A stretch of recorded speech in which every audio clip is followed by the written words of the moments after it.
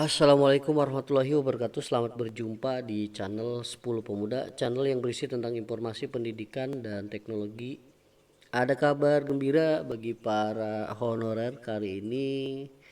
Ada Permen Pan RB yang terbaru nomor 20 tahun 2022 tentang pengadaan pegawai pemerintah dengan perjanjian kerja untuk jabatan fungsional guru pada instansi daerah. Ini regulasi pengangkatan P3K yang terbaru. Seperti apa? Kita simak di sini langsung saja. Ada pada bab 2 bahwa kategori dan persyaratan pelamar. Pelamar yang dapat melamar sebagai P3K jabatan fungsional guru pada instansi daerah tahun 2022 terdiri dari di sini ada dua jenis pelamar. Yang pertama pelamar prioritas dan pelamar umum. Seperti apa pelamar prioritas? Di sini maksud dari pelamar prioritas sebagaimana dimaksud pasal 4 huruf A terdiri dari pelamar prioritas 1, pelamar prioritas 2, dan pelamar prioritas 3. Pelamar prioritas 1 sebagaimana dimaksud ayat 1 huruf A terdiri atas huruf A. THK ini maksudnya tenaga honor yang masuk kategori K2 yang memenuhi nilai ambang batas pada seleksi P3K jabatan fungsional guru di tahun 2021 yang lalu. Jadi ini masuk kategori prioritas 1 yang pertama atau huruf A. Terus yang masuk prioritas 1 juga adalah guru non ASN yang memenuhi nilai ambang batas. Guru non ASN yang memenuhi nilai ambang batas pada seleksi P3K jabatan fungsional guru tahun 2021. Ini juga masuk kategori prioritas pertama. Terus yang C, lulusan PPG yang memenuhi nilai ambang batas seleksi P3K guru tahun 2021. Yang D, guru swasta yang memenuhi nilai ambang batas pada seleksi P3K jabatan fungsional guru. Nah, ini masuk prioritas pertama. Artinya pelamar prioritas pertama ini lebih diutamakan. Selanjutnya tentang pelamar prioritas kedua sebagaimana dimaksud ayat 1 huruf B merupakan tenaga honorer K2. Pelamar prioritas ketiga sebagaimana dimaksud ayat 1 huruf C merupakan guru ASN di sekolah negeri yang terdapat di Davodik. Nih, di sekolah negeri yang terdaftar di Davodik dan memiliki masa kerja paling rendah 3 tahun ya. Paling rendah 3 tahun. Jadi dia sudah terdaftar di Davodik dan paling rendah 3 tahun masuk kategori pelamar prioritas ketiga.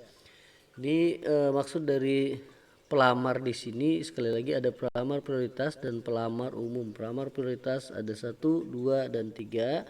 Yang ini rinciannya. Selanjutnya pada bab yang lain menjelaskan di sini tentang tahapan-tahapan seleksi. Ini saya percepat saja pada bagian yang terpenting ya di sini. Tahapan seleksi, ada tahapan seleksi administrasi dan seleksi kompetensi. Ini dijelaskan. Saya lanjut lagi. Yang dimaksud seleksi prioritas ya. Seleksi prioritas yaitu seleksi kompetensi bagi pelamar prioritas 1 menggunakan hasil seleksi tahun 2021. Jadi tidak perlu tes lagi.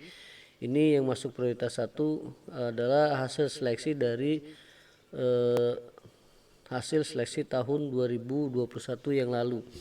Terus yang kedua, seleksi kompetensi sebagaimana dimaksud ayat 1 terdiri atas seleksi kompetensi 1 dan seleksi kompetensi 2. Dalam hal pelamar pelamar sebagaimana dimaksud S1 mengikuti seleksi kompetensi 1 dan seleksi kompetensi 2. Hasil seleksi digunakan mengikuti ketentuan sebagaimana berikut. Apabila pelamar memiliki jabatan yang sama pada seleksi kompetensi 1 dan seleksi kompetensi 2, maka dinyatakan lulus dengan menggunakan nilai akhir yang tertinggi. Jadi nilai yang digunakan adalah nilai yang tertinggi. Kalau dia mengikuti kompetensi yang pertama, terus dia ikut lagi seleksi kompetensi kedua, di antara seleksi pertama dan kedua ini diambil nilai yang tertinggi. Terus apabila pelamar memilih jabatan yang berbeda pada seleksi 1 dan seleksi 2, maka dinyatakan lulus dengan menggunakan nilai akhir pada seleksi kompetensi kedua, karena di sini dia memilih jabatan yang berbeda. Itu untuk seleksi kompetensi bagi pelamar prioritas 2 dan pelamar prioritas 3 dilakukan dengan menilai sesuai. Nah, untuk yang prioritas 1 berarti di sini tidak melakukan seleksi lagi dari hasil seleksi tahun 2021. Terus kalau dia mengikuti seleksi pertama dan kedua diambil nilai yang terbaik. Jadi tinggal menunggu saja bagi yang sudah melakukan tes seleksi dan belum bisa mendapat formasi. Selanjutnya seleksi prioritas pelamar prioritas kedua dan pelamar prioritas kedua dilakukan dengan nilai sesuai kualifikasi akademik, kompetensi, kinerja, pemeriksaan latar belakang. Penilaian kesesuaian sebagaimana dimaksud ayat 4 ditetapkan oleh Kementerian Penyelenggarakan Urusan Pemerintah di bidang pendidikan.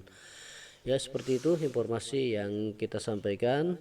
Semoga menjadi kabar gembira bagi teman-teman honorer, dan jika ini bermanfaat silakan di subscribe. Assalamualaikum warahmatullahi wabarakatuh.